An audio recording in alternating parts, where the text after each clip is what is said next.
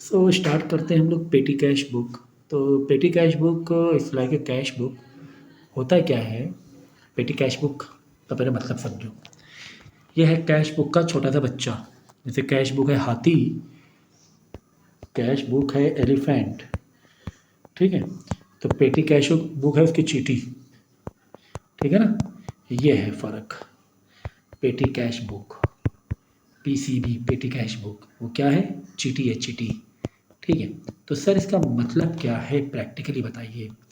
तुम्हारे पास cash counter है, तुम्हारा बहुत बड़ा शोरूम है, कैश काउंटर है, हमेशा 5-6 लाख रुपए उसमें पड़े रहते हैं, है ना। बड़ा शोरूम है, गाड़ी का शोरूम है, तो 5-6 8-10 लाख पड़े रहना कॉमन बात है।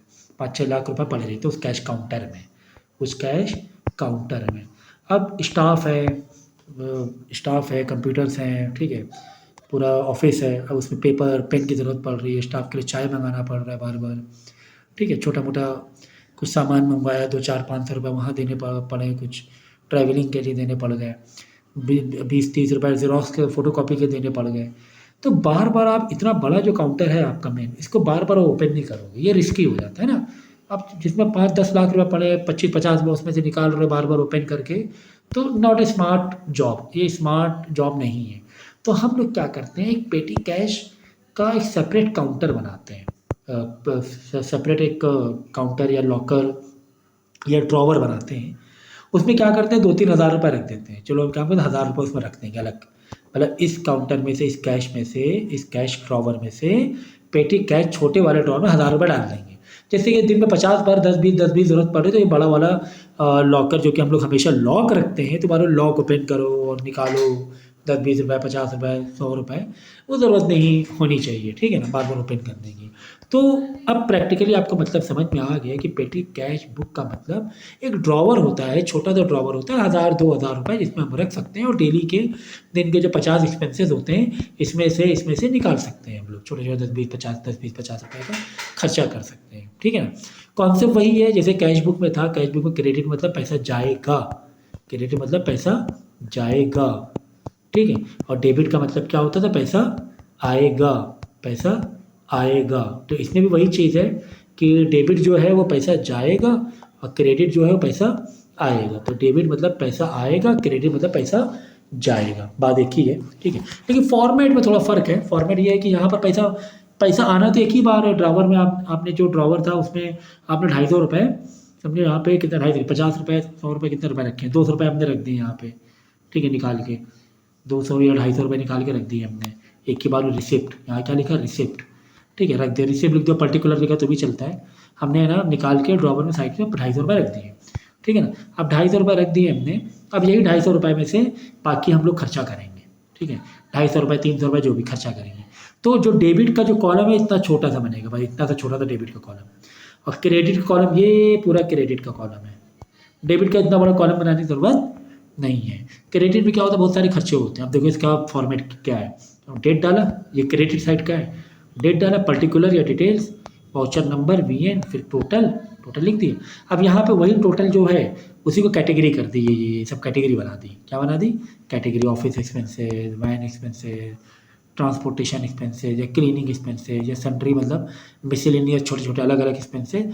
तो कैटेगरी अपनी मर्ज़ी से बना सकते हो। जब आप एंट्री देखोगे, जैसे उसमें लिखा हुआ ट्रैवलिंग, एंट्री में ट्रैवलिंग हमने 50 रुपये दिया, तो चलो एक काम करते हो, ट्रैवलिंग का एक ये बना दें कॉलम। और भी छोटे छोटे दिए हुए ज़ेरॉक्स, फ़ोटो कॉपी, उसके लिए ज़ेरॉक्स का अलग से बनाने की, फ़ोटो कॉपी का अलग से बनाने की ज़रूरत नहीं है। यहाँ पर मिसलेनियस का बना दो, मिसलेनियस या सन्ड्री एक्सपेंसेस का। हर एक की कैटेगरी बनाने की ज़रूरत नहीं है। जैसे ट्रैवलिंग का बना दिया करो, ऑफिस एक्सपेंसेस का बना दिया करो, ट्रैवलिंग हुआ, ऑफिस एक्सपेंस, रिफ्रेशमेंट का बना सकते हो, ठीक है, रिफ्रेशमेंट का बना दिया करो। ऐसे मतलब 4-5 तो है ना बनानी ही चाहिए, ठीक है। तो अब देखो, तो पहले से बैलेंस मेरे पास यहाँ पर है ना 250 रुपये समझो है पहले से बैलेंस, ठीक है। तो वो बैलेंस था हमारे पास, वो बैलेंस हमने जो लिखा है ना ये, वो एक्चुअली इसके लिए नहीं है, वो उधर के लिए है। वो जो बैलेंस है वो इधर के लिए है। ये पहले से बैलेंस 50 रुपये था, 200 रुपये हमने और डाल दिया। ये दोनों है ना, ये दोनों जो एंट्री है ना, ये दोनों है ना एक्चुअली में ये साइड के लिए। अब ये साइड क्योंकि हम लोग ज़्यादा बनाते नहीं हैं, तो वो क्योंकि ये दो ही होता है, बैलेंस पहले से पड़ा है और एक्स्ट्रा 200 रुपये और डाल दिया है, अब 2 के लिए क्या इतना बड़ा लेफ्ट साइड में कॉलम बनाएं, तो उसको यहाँ पर लिख देते हैं। वो होता है सिर्फ किसके लिए, डेबिट साइड के लिए। बैलेंस 50 रुपये पहले से कैश काउंटर में पड़े हुए थे, कैश वाले ड्रावर में, 200 रुपये और ला के डाल दिया, 250 रुपये हो गए मेरे पास। तो सुन लो, फिर से सुन लो कि ये जो 2 हैं ये डेबिट के लिए ही है, लेकिन लिखा ये साइड है, क्रेडिट साइड में, नेमिंग क्रेडिट साइड में दी गई, लेकिन वो डेबिट का माना जाएगा। और यहाँ से जितना भी लिखा हुआ है ये सारे क्रेडिट का ही है वो, ठीक है ना। तो वो ऐसा कर देने का क्या, बैलेंस 50 रुपये, फिर कैश 200 रुपये ला के डाल दिए, उसमें लिखा रहेगा कि पहले तो बैलेंस इतना है एंट्री में, और कैश आपने 200 रुपये कैश ट्रांसफ़र किए पेटी कैश में, तो ये 250 रुपये हमारे पास आ गए। लिख दिया, अब बस टेंशन खत्म। अब बोलेगा क्लीनिंग हमने कराई 42 रुपये 25 रुपये की, टोटल में लिख दो 25 रुपये, और क्लीनिंग वाले कॉलम में भी लिख दो 25 रुपये, क्या ही जा रहा है आपका। ये वाउचर नंबर है, वो नंबर आप नहीं भी लिखा चलता है, मतलब नहीं दिया होता है वाउचर नंबर एग्ज़ाम में, ठीक है। हमने वैन वाले वॉश वाले को दिया पैसा, कितने रुपए, 20 रुपीज़, ये 20 रुपीज़ यहाँ लिखा, और वैन एक्सपेंसेस में अलग भी लिख दिया, और टोटल में भी लिखना है, दोनों में लिखना है, अलग कैटेगरी में भी लिखना है, टोटल में भी लिखना है, बस ये चीज़ ध्यान रखो। फिर स्टेशनरी का एक बनाया करो ज़रूर, स्टेशनरी में कितने दिया, 15 रुपये दिया, तो ऑफिस एक्सपेंसेस ये 15, तो टोटल में 15 रुपये लिखा, और अलग से कैटेगरी भी 15 रुपये की बनाई। तो इस तरीके से हमने सारी एंट्री कर दी। सारी एंट्री करने के बाद ऐसे कॉलम खींचा और यहाँ पे मार दिया टोटल। तो टोटल कितना रुपये, 165 रुपये हमने खर्चा किया, थे मेरे पास कितने, 250 रुपये थे, तो बच कितने गए, 85 रुपीज़ बच गए। 250 रुपीज़ थे, 165 खर्चा हो गए, 85 रुपीज़ बच गए, वही तो तुम्हारा बैलेंस शीट ही हो जाता है 85 रुपीज़। और यही बैलेंस शीट ही आगे चल के बैलेंस बीडी बन जाएगा इधर आकर वापस से 1 तारीख को, 85 रुपीज़, ठीक है ना। तो ये था, क्योंकि 250 यहाँ लिखो और टोटल में 250, क्योंकि मेन टोटल तो लिखा ही आता है ना, मैं ये डेबिट वाला टोटल ज़्यादा है 250, डेबिट का टोटल लिख दिया 250, और ये वाला टोटल जो है, ये वाला टोटल वो 165 था, डिफरेंस कितना, 85 रुपये, जैसे लेक्चर में होता है वैसा ही। अब बाकी इन सब का टोटल मार लो, क्या ही जा रहा है, इन सब का टोटल मार लो, सेपरेट वाला भी टोटल मार लो, क्या ही जा रहा है, ठीक है ना। तो यही थी आपकी क्या, पेटी कैश बुक, ठीक है ना। तो इतना आसान सी थी, बस फॉर्मेट थोड़ा सा याद कर लेना, समझ लेना, काफ़ी आसान है।